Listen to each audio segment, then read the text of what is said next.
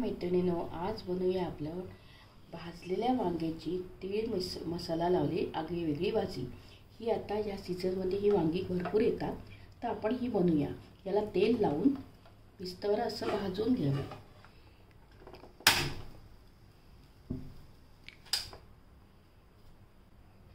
त्याच्यासाठी लागणारे साहित्य आहे, हे भाजलेले तीळ आहे, हे तिखट आहे, हळद आहे, लसूण आहे आणि मीठ आहे आणि तेल।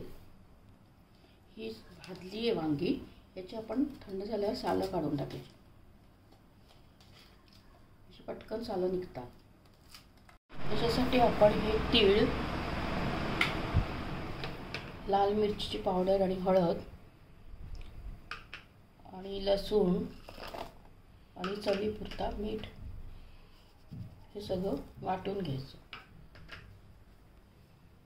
असा एकदम बारीक वाटायचं नाही, ते तीळ, तिखट, मीठ, लसूण असं खडक, म्हणजे तीळ थोडे जाडसर राहायचे, म्हणजे तो मसाला जळत नाही। हा असा वांग्याला लावून घ्यायचा।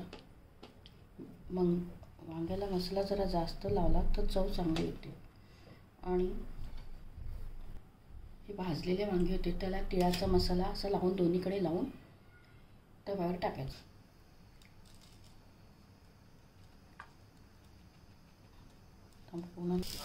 ही तीळ मसाला लावली वांगे भाजून केली भाजी।